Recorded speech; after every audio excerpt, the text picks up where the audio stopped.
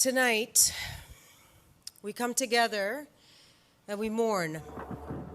We mourn the babies, the toddlers, the men, women, and children, and the IDF soldiers slaughtered in the worst act of mass murder against our people since the Holocaust. But we do more than mourn. We hold our heads high, we stand together, and we promise we will defeat this evil. Yes, yeah. Yes, we are in shock. We are. But we should also not be surprised. What we have experienced on and since October 7th was sadly predictable. We warned against it.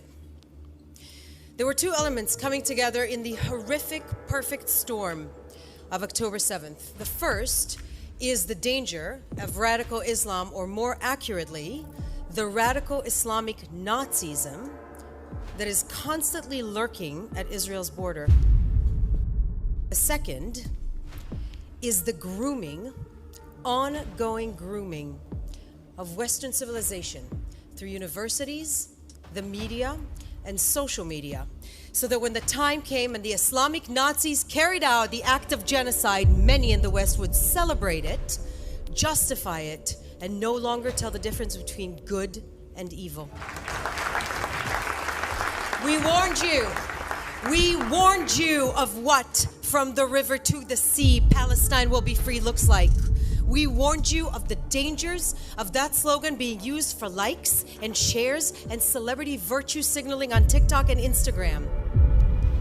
On October 7th, Hamas showed us what from the river to the sea really means. It means itbach el Yahud, slaughter the Jews.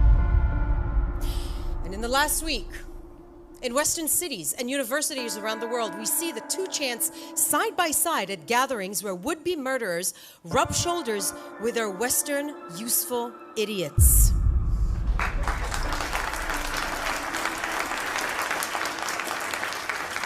Western progressives have been played.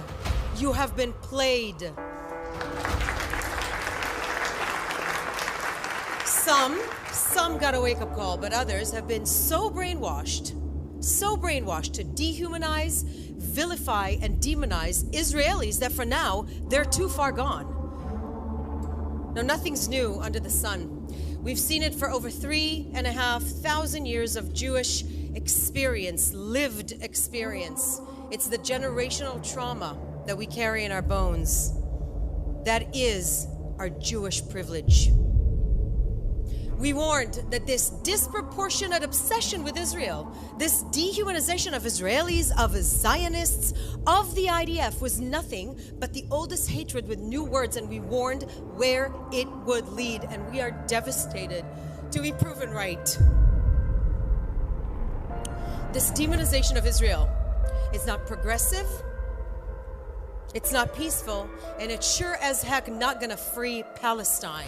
It is a modern-day blood libel calculated to incite, pave the way for, and then justify a genocide. Israel is one of the greatest stories ever told. Its vilification is one of the greatest smear campaigns in the history of the world. This evil, this radical Islamic Nazism lurking on our borders has been waiting for the chance to exterminate our Jewish democratic nation state. It looked the future in the eye. It saw a possibility of Israel at peace with the region, and it didn't embrace it. It set out to exterminate it before it was even born. But we have news for you. When we say never again, we mean it. When you tell us that you want to kill us, we believe you. And when you set out to do it in the most horrific of ways, we will defeat you.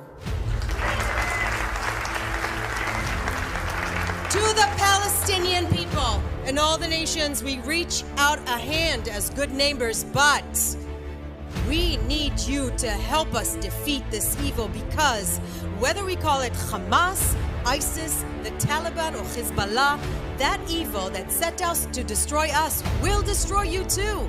We know that you understand this. We know that you understand this better than the so-called activists on your campuses and the social media keyboard warriors in our Twitter feeds. And now is the time to act.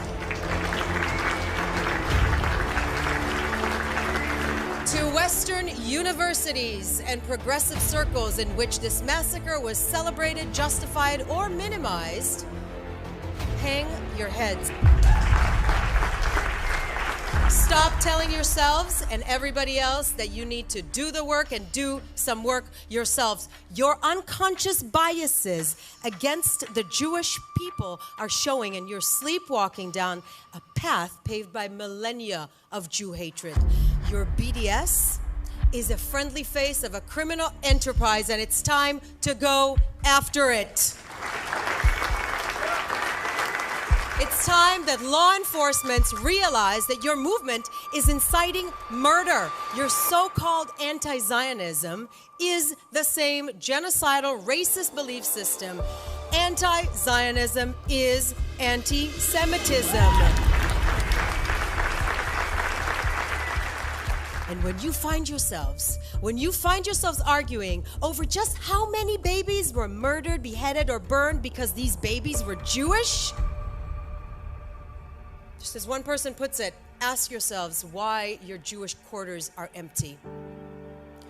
What happened in Kibbutz Be'eri and Kibbutz Nir Oz at the Supernova Music Festival was so sadistic, so barbaric and brutal that the word terrorism is too good to describe it. But if you can't even call it that, if you hide behind words like militants, it's complicated. Well, but the occupation, resistance, or decolonization, if you can't unequivocally condemn rape, beheading, or torture of innocent and the kidnapping of grandmothers, some Holocaust survivors from their sick beds, then you are witless pawns in a propaganda machine you don't even know you're being played by.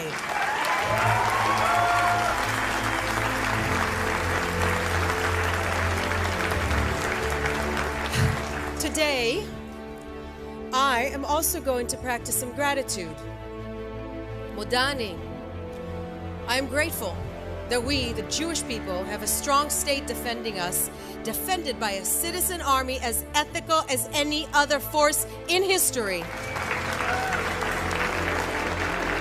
We stand shoulder to shoulder with the families of Israelis and Americans held hostage by Hamas terrorists.